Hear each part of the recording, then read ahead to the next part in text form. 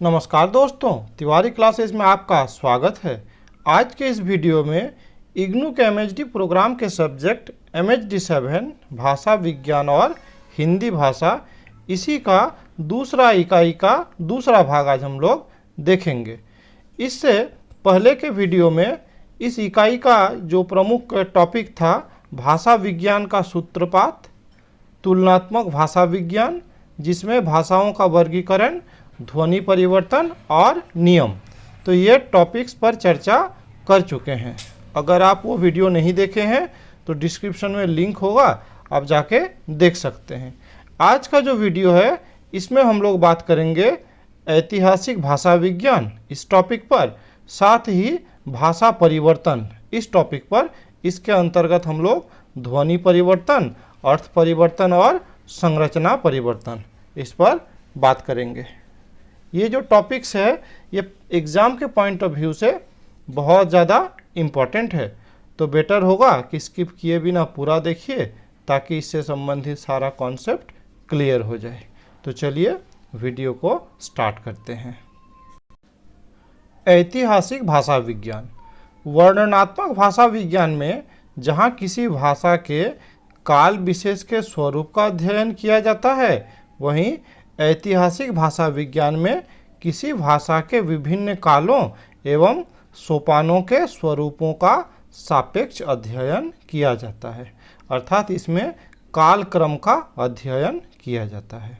अतः ऐतिहासिक भाषा विश्लेषण पद्धति वो है जिसमें किसी भाषा के पद, शब्द, ध्वनि, वाक्य, रूप आदि के उद्भव एवं विकास का कालक्रम के आधार पर विश्लेषण किया जाता है, अर्थात भाषा का किस प्रकार से क्रमिक विकास हुआ इस बारे में विश्लेषण किया जाता है। भाषा की यह पद्धति भाषा परिवर्तन के रूप में किसी भाषा का समग्र अध्ययन प्रस्तुत करती है। उदाहरण स्वरूप भारतीय भाषा हिंदी का यदि ऐतिहासिक पद्धति से विश्लेषण करें तो निम्न रूप आएगा। जैसे जो प्राचीन काल का भाषा है ना, प्राचीनतम भाषा है वो संस्कृत, संस्कृत से जो विकसित भाषा है वो पाली, फिर पाली से ही प्राकृत विकसित हुआ ना, प्राकृत से अपभ्रंश, और अब जो हिंदी है ये हम लोग देख पा रहे हैं। बीच में खड़ी बोली को भी रखा जाता है कि अपभ्रंश के बाद खड़ी बोली, और अब जो आधुनिक हिंदी है ये रूप। तो ऐतिहासिक विश्लेषण में हम लोग इस क्रम में देखते हैं। भाषा विज्ञान की ऐतिहासिक पद्धति में वर्णनात्मक पद्धति का भी समावेश आवश्यक हो जाता है ना। इस पद्धति में विविध कालिक विकास को प्रदर्शित करते समय किसी काल विशेष की स्थिति को भी दिखाना आवश्यक हो जाता है। ऐतिहासिक भाषा विज्ञान का उद्भव पाश्चात्य चिंतन का ही परिणाम है। साथ ही यह विश्लेषण पद्धति पाश्चात्य विद्वानों द्वारा संस्कृत के ज्ञान के प्राप्त करने से ही उत्पन्न हुई। तो यहाँ पर भी आप संस्कृत भाषा के महत्व को समझ सकते हैं, ठीक है। साथ ही संस्कृत, ग्रीक, लैटिन आदि भाषाओं के विशिष्ट संदर्भ में वे इस कार्य में प्रवृत्त हुए और उन्होंने देखा कि यूरोप की अन्य भाषाओं का संस्कृत से सीधा संबंध है।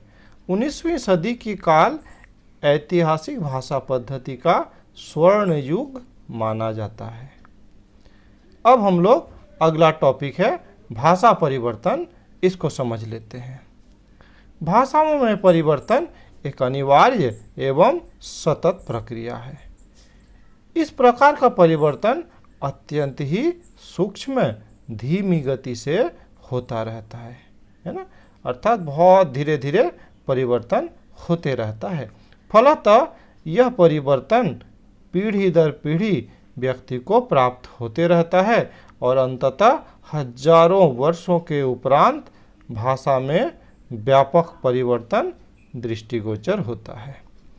परिवर्तन की यह प्रक्रिया भाषा के सभी अंगों अर्थात ध्वनि, पद, रूप, वाक्य, शैली है ना, सब में दिखाई देती है। परिवर्तन के संबंध में फ्रेडरिक श्लेगल का कहना है कि किसी भाषा के संज्ञा एवं क्रियापदों से प्रत्यय उसी प्रकार फूट निकलते हैं जिस प्रकार वृक्ष से नई कोपलें एवं अंकुर प्रस्फुटित होते हैं, है ना। अर्थात जो भाषा का व्याकरण का अगर बात करते हैं, जैसे संज्ञा हो गया, क्रियापद हो गया, है ना, तो उससे प्रत्यय उसी प्रकार निकलते हैं जैसे पेड़ से नई कोपलें या अंकुर निकलती है। भाषा के 4 अंगों अर्थात ध्वनि, पद, वाक्य और अर्थ सभी में निरंतर परिवर्तन होते रहता है। पहले देख लेंगे ध्वनि परिवर्तन, है ना। आप जानते हैं कि ध्वनि किसी भी भाषा की न्यूनतम इकाई है ना। इस इकाई में परिवर्तन होने से भाषा में भी परिवर्तन होता है। मानव मुख से उच्चरित ध्वनियों का घिसना, शामिल होना एवं ध्वनि की अदला बदली या फिर नई ध्वनियों के आ जाना, ये क्रम के अनुसार चलता रहता है, अर्थात ये नियमित रूप से चलता रहता है। भाषा परिवर्तन के आंतरिक कारणों में प्रयत्न लाघव ध्वनि परिवर्तन से संबंधित है। इस प्रयत्न लाघव के अंतर्गत आने वाली प्रक्रिया ही ध्वनि परिवर्तन की दिशाएं हैं जो निम्नलिखित है। अब हम लोग एक एक करके इसको देख लेंगे। तो पहला है संगम, है ना। अर्थात क्या हो जाता है, जब 2 ध्वनियाँ मिलकर एक हो जाती है तो उसको क्या कहते हैं, उसको संगम कहते हैं। जैसे हिंदी में वर्तमान में तालव्य स और मूर्धन्य स दोनों का उच्चारण क्या हो गया है, एक हो गया है। तो यहाँ पे हम क्या कह सकते हैं कि यहाँ पे दोनों का संगम हो गया है। वैसे ही विच्छेद, इसमें एक ध्वनि परिवर्तन के कारण वो अन्य ध्वनियों में बदल जाता है। जैसे हिंदी में ड का विकास के कारण अब ड तथा अड़, है ना, 2 ध्वनियाँ अस्तित्व में आई। तो इस प्रकार की प्रक्रिया को विच्छेद कहते हैं। वैसे ही आगम, है ना, इसमें शब्द के आदि, मध्य या अंत में स्वर या व्यंजन का आगम होता है। जैसे स्टेशन, स्टेशन में अगर हम लोग उच्चारण करते हैं हिंदी में तो उसको अगर हर्षई पहले लगा देते हैं तो ई स्टेशन, है ना। अर्थात यहाँ पे क्या हो गया कि शब्द का योग हुआ, है ना, वर्ण का योग हुआ, ध्वनि का योग हुआ। उसी तरह से शर्म, जिसको कि हम लोग शर्म कहते हैं, कह सकते हैं ना, या फिर स्टेशन है जिसको स्टेशन पंजाबी में कहते हैं, है ना। लिस्ट को लिस्टू तेलुगु में कहते हैं। तो ये सब जगह में क्या है, इसको कहते हैं आगम, अर्थात इसके आदि में, अंत में या फिर मध्य में कहीं पर भी क्या है, ध्वनियों का योग हुआ है। वैसे ही इसका उल्टा है जिसको क्या कहते हैं, लोप, अर्थात इसमें शब्द के आदि, मध्य या अंत में स्वर या व्यंजन का लोप हो जाता है। जैसे अंग्रेजी का शब्द जो कमांड है, हिंदी में उसको कमान बोलते हैं, अर्थात कमांड का ड वाला पार्ट ही खत्म हो गया, अब कमान बोलते हैं। वैसे अढ़ाई, तो अढ़ाई के बदले मानिए क्या कह देते हैं हम लोग, ढाई, माने अ क्या हो गया, गायब हो गया। खरीददार, तो खरीददार को खरीदार कह देते हैं, अर्थात एक द क्या हो गया, बीच से गायब हो गया। तो इस तरह का जो परिस्थिति है तो इसको क्या कहते हैं, तो इसको कहते हैं लोप। वैसे ही विपर्यय, विपर्यय का मतलब क्या है कि इसमें शब्द में आए 2 स्वर या व्यंजन आपस में क्या करते हैं, स्थान परिवर्तन कर लेते हैं। जैसे लखनऊ, है ना, इसको क्या है, नखलऊ अगर कहा जाए, या फिर पागल को पगला कहा जाए, यहाँ को हिया कहा जाए। इस तरह से क्या है, जो परिवर्तन है उसको क्या कहते हैं, उसको कहते हैं विपर्यय। तो परिवेश पर आधारित ध्वनि परिवर्तन ये भी है कि किस तरह से परिवेश के कारण भी ध्वनि में परिवर्तन आता है। तो इसमें 3-4 प्रकार दिया गया है। तो पहला है वो समीकरण। इसमें क्या होता है कि विषम ध्वनियों का समान बनना, इसको क्या कहते हैं, समीकरण। जैसे मकुट का मुकुट बन जाना, है ना, अष्ट का अष्ट बन जाना, है ना, यह है समीकरण। वैसे ही विषमीकरण अर्थात समान ध्वनियों का भिन्न हो जाना, जैसे काक का काग हो जाना, कंगन का कंगन हो जाना, है ना। वैसे ही तालव्यीकरण का अगर बात करें तो जैसे कई का क्या हो जाना, चई हो जाना। घोषीकरण का अगर बात करें तो सती का सदी हो जाना। महाप्राणीकरण का अगर बात करें तो हस्त का हाथ हो जाना, अष्ट का आठ हो जाना। दीर्घीकरण का बात करें तो सत्य का सच्चे हो जाना या फिर साँच हो जाना, है ना। तो इस तरह की बातें हैं। ध्वनि परिवर्तन की दिशाओं के साथ साथ ध्वनि परिवर्तन के आंतरिक एवं बाह्य दो कारण हैं। आंतरिक कारण ध्वनि की अपनी प्रवृत्ति और विशेषताएं हैं, जबकि बाह्य कारण मानव की प्रयोग संबंधी भूलों एवं सुविधानुसार प्रयोग के द्वारा होने वाला परिवर्तन है।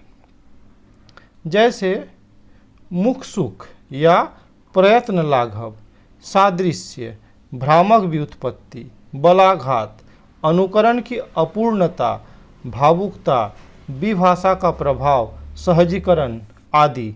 ये क्या हो गया, ये व्यक्तिगत दोष है, या फिर आप कह सकते हैं कि ये व्यक्ति अपने तरह से कहते हैं।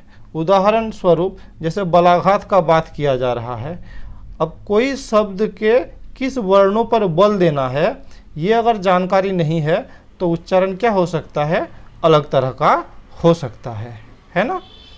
उसी तरह से अगर विभाषा का प्रभाव का बात करें, अर्थात दूसरे भाषा का प्रभाव अगर उस भाषा पर पड़े तो भी क्या है, हम लोग इस तरह का अंतर देख सकते हैं। तो ये बातें हैं। अब हम लोग देख लेते हैं कि अर्थ परिवर्तन। पहले देखें ध्वनि परिवर्तन और अब देख लेंगे अर्थ परिवर्तन। तो भाषा परिवर्तन के अंतर्गत केवल ध्वनि एवं पद के परिवर्तन की प्रक्रिया ही परिचालित नहीं होती, बल्कि अर्थ में भी परिवर्तन होता रहता है। अर्थ का परिवर्तन एक प्रकार से अर्थ का विकास है। अर्थ भी स्थायी एवं अपरिवर्तनशील नहीं है ना। अर्थात अर्थ में भी नियमित परिवर्तन होते रहता है। ये अर्थ परिवर्तन वाला जो टॉपिक है ये टिप्पणियों के दृष्टि से भी काफ़ी महत्वपूर्ण है। भाषा वैज्ञानिकों के मतों के आधार पर अर्थ परिवर्तन को 3 दिशाएं निर्धारित हुआ है ना। पहला अर्थ विस्तार, दूसरा अर्थ संकोच और तीसरा अर्थादेश, है ना। तो ये जो टॉपिक है, अर्थ विस्तार किसे कहते हैं या फिर अर्थ संकोच क्या है, अर्थादेश क्या है, ये भी पूछा जाता है ना। तो पहले देखेंगे अर्थ विस्तार, अर्थात क्या है, अर्थ परिवर्तन की दिशाओं में अर्थ विस्तार प्रधान रूप से किसी शब्द के आरंभिक अर्थ से विस्तृत अर्थ तक के सफर से संबंधित है ना। अर्थात पहले जो अर्थ था वो छोटा था और अब क्या हो गया, इसका विस्तार हो गया, अर्थात बड़े अर्थ में अब इसका प्रयोग होने लगा। अर्थ का विस्तार तभी होता है जब उसके साथ सादृश्य, साहचर्य, सामीप्य तथा मुख्यार्थ से संबंधित अन्य अर्थ का भी संयोग होता है ना। उदाहरण से ये अधिक स्पष्ट हो पाएगा। जैसे कि प्रवीण, है ना। तो ये जो शब्द है तो आरंभ में इसका प्रयोग होता था जो वीणा बजाने में कुशल होता है ना, उसे प्रवीण कहा जाता था, है ना। तो इस अर्थ में इसका प्रयोग होता था। लेकिन बाद में ये प्रवीण जो शब्द है इसका मतलब है वो किसी भी कार्य में दक्ष हो सकता है, किसी भी कार्य में दक्षता प्राप्त करने वाले को प्रवीण कहा जाता है। तो यहाँ पे हम लोग क्या देख पा रहे हैं कि पहले सिर्फ था कि बीना बजाने वाले में कुशल को प्रवीण कहते हैं, और आज क्या देख रहे हैं कि कोई भी कार्य में दक्ष हो तो उसको प्रवीण कहते हैं। तो यहाँ पे क्या देखें हम लोग कि अर्थ विस्तार हुआ, है ना। इसी तरह कुशल एक शब्द है ना। प्रारंभिक समय में इसका अर्थ था कूस लाने वाला, है ना। कूस एक तरह का क्या है, घास है ना। तो इसे जो लाने वाला था इसको क्या कहते थे, कुशल कहते थे। काहे कि ये जो कुश लाने का कार्य था ये अत्यंत विवेचकता से करना पड़ता था। अतः आगे चलकर ये जो कुशल है इसका अर्थ क्या हो गया, चतुर का पर्याय बन गया। अर्थात यहाँ पर भी क्या हुआ, अर्थ विस्तार हुआ। उसी प्रकार से महाराज पहले शासक हुआ करते थे, आज खाना पकाने वाले रसोइये को भी महाराज कहते हैं, है ना। तो ये पहला हो गया अर्थ विस्तार। अब दूसरा टॉपिक जो है अब है अर्थ संकोच, है ना। तो अर्थ के विस्तार के साथ साथ बहुत सारे अर्थों का क्या होता है, संकुचन भी होता है। किसी काल में कोई शब्द विस्तृत अर्थ में क्या होता था, वाचक होता था अर्थात बोला जाता था, वही अब किसी सीमित अर्थ में प्रयुक्त होने लगता है। अर्थात अर्थ विस्तार का ठीक ठीक उल्टा है ये अर्थ संकोच। उदाहरण के रूप में जलज, है ना, शब्द का अर्थ होता था जल में उत्पन्न होने वाला, लेकिन आज ये सिर्फ कमल का पर्याय बनकर रह गया है। अर्थात जल में तो उत्पन्न होने वाला बहुत कुछ है, लेकिन आजकल हम लोग जलज शब्द से कमल का ही अर्थ समझ पाते हैं। अर्थात यहाँ पर क्या हो गया, अर्थ संकोच हो गया। उसी तरह से गम धातु से गो शब्द प्रचलित हुआ, जिसका अर्थ प्रत्येक चलने वाली वस्तु से था, किंतु आज गो शब्द का अर्थ गाय नामक पशु तक ही सीमित रह गया। तो यहाँ पर भी हम लोग क्या है, अर्थ संकोच देख सकते हैं। अब जो अगला टॉपिक है वो है अर्थादेश। इस परिवर्तन में अर्थ का विस्तार या संकोच नहीं होता, बल्कि अर्थ ही बदल जाता है। अर्थात जिस शब्द में पहले किसी अन्य अर्थ का बोध होता था, उसी शब्द में अब किसी अन्य अर्थ का बोध होने लगा, है ना। अर्थात पूरी तरह क्या है, अर्थ ही बदल गया है ना। जैसे असुर शब्द पहले देवताओं के अर्थ में प्रयोग होता था, परंतु आज असुर राक्षसों के लिए प्रयोग होता है। तो यहाँ असुर का अर्थ पहले होता था देवता के लिए, अब असुर शब्द का प्रयोग होता है राक्षस के लिए। तो पूरी तरह क्या हो गया, अर्थ में ही परिवर्तन हो गया। उसी तरह से गांव में रहने वाले व्यक्ति को गंवार कहते थे, है ना, और आज क्या हो गया कि मूर्ख व्यक्ति को गंवार कहते हैं। वैसे ही आकाशवाणी का अर्थ पहले होता था देववाणी, है ना, और आज उसी का प्रयोग रेडियो के लिए होता है। तो इस तरह से क्या है, अर्थ में परिवर्तन हुआ। अर्थ परिवर्तन की दिशाओं के आधार पर यह कहा जा सकता है कि अर्थ का परिवर्तन कभी तो बुरे से अच्छे के रूप में, तो कभी अच्छे से बुरे के रूप में होता है, जिन्हें अर्थोपकर्ष और अर्थोपकर्ष, है ना, एक उपकर्ष और एक अपकर्ष ऐसा कहते हैं, है ना। तो अर्थोपकर्ष का अर्थ है कि अपकर्ष हो जाना, हाँ, और अर्थोत्कर्ष का अर्थ है इसका उत्कर्ष हो जाना, है ना, माने का डाउनफॉल हो जाना उसको अपकर्ष कहते हैं, और उसका राइज हो जाना तो उसको क्या कहते हैं, उसको उत्कर्ष कहते हैं, है ना। अब देख लेते हैं लास्ट टॉपिक, संरचना परिवर्तन। भाषा परिवर्तन के रूप में भाषा की संरचना में भी परिवर्तन होता है। ध्वनि एवं अर्थ परिवर्तन के पश्चात भाषा की व्याकरणिक बनावट एवं व्यवस्था में परिवर्तन भी एक निरंतर प्रक्रिया के रूप में चलायमान रहता है। इस प्रकार के परिवर्तन प्राय भिन्न भाषा भाषी संपर्कों के परिणाम स्वरूप तीव्र रूप से होता है। जैसे राष्ट्रीय राजधानी क्षेत्र दिल्ली में विभिन्न भाषा एवं बोली के प्रयोगकर्ता एक साथ रहते हैं। हरियाणवी एवं पंजाबी भाषा ने यहाँ की हिंदी की संरचना में ही परिवर्तन कर दिया है। उदाहरण स्वरूप जैसे हम लोग कहते हैं क्या, जे चाहेदा ले लो की होंदा मैंने न जाना इत्यादि। तो यहाँ पे हम लोग क्या देख पा रहे हैं कि हिंदी का जो संरचना है उसी में परिवर्तन हो गया है। तो ठीक है, आज के इस वीडियो में इतना ही। अगर आपको ये वीडियो अच्छा लगा तो लाइक शेयर कर सकते हैं। साथ ही अगर आप इस चैनल में नए हैं तो चैनल को सब्सक्राइब भी कर सकते हैं। इस वीडियो में मेरे साथ बने रहने के लिए बहुत बहुत धन्यवाद।